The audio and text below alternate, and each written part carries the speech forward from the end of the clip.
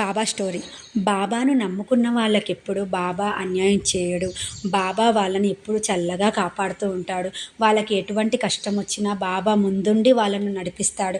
వాళ్ళ కష్టాలను తొలగిస్తాడు. వాళ్ళకెప్పుడు ఆయురారోగ్యాలతోని ఆనందంగా ఉండేటట్టు చూస్తూ ఉంటాడు. దీనికోసం ఒక కథ చెప్తున్నాను, వినండి. పింకీ పార్సు అనే ఇద్దరు పిల్లలు బాబా దగ్గరికి వెళ్ళి ప్రతిరోజు ఆడుకునేవాళ్ళు. ప్రతిరోజు బాబాతో చాలాసేపు ఉండి ఆ బాబాతోని ఆడుకోవడమే కాకుండా బాబా దగ్గర చాలా విషయాలు నేర్చుకునేవాళ్ళు. అలాగే ఒకరోజు చింకీ వచ్చి చింకీ ఏమంటుందంటే, బాబా బాబా అందరి ఇళ్ళల్లో దీపాలు వెలిగించుకుంటున్నారు, దీపావళి పండగ చేసుకుంటున్నారు, మన గుడిలో కూడా దీపాలు వెలిగించి దీపావళి పండగ చేసుకుందాం బాబా అంటే, సరే చింకీ నువ్వు వెళ్ళి అక్కడ కిరాణా షాప్లో నూనె తీసుకొనిరా, బాబా ఇయ్యమన్నాడు అని చెప్పి నూనె తీసుకొనిరా, మనము చేసుకుందాము అంటే చింకీ పార్దు ఇద్దరూ కలిసి కిరాణా షాప్కి వెళ్ళి నూనె తీసుకురావడానికి వెళ్తారు. ఆ సమయంలో ఆ కిరాణా షాప్ అతను పూజ చేసుకుంటూ ఉంటాడు. పూజలో నిమగ్నమైపోయి ఉంటాడు, లీనమైపోయి ఉంటాడు.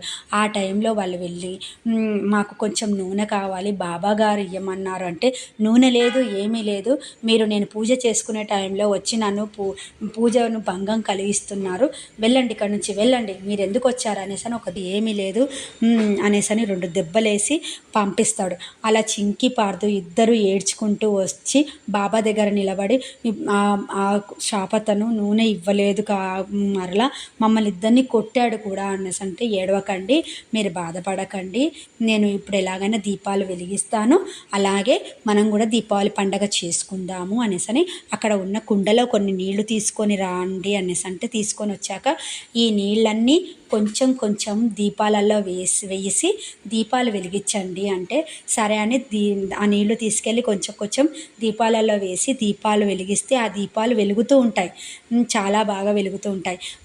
అప్పుడు ఆ చింకీ పార్దు ఇద్దరు కలిసి దీపావళి పండగ చాలా బాగా చేసుకుంటూ ఉంటారు. ఆనందంతో చాలా బాగా చేసుకుంటూ ఉంటారు. ఈ వింత ఆ నోట ఈ నోట ఊరు వాళ్ళందరికీ తెలిసిపోయి, ఇదేంటి నూనెతో దీపాలు వెలగడం అనేది మనం అందరం చూస్తాం, కానీ నీటితో దీపాలు వెలగడం ఇదేం ఆశ్చర్యంగా ఉందే, ఒకసారి చూద్దాం పదండి అనేసని ఊరి జనమంతా వచ్చి ఆ వింతను చూస్తూ ఉంటారు.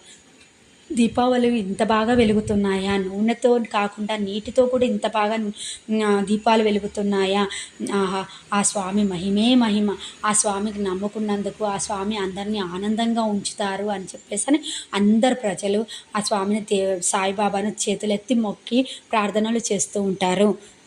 ఇది కథ.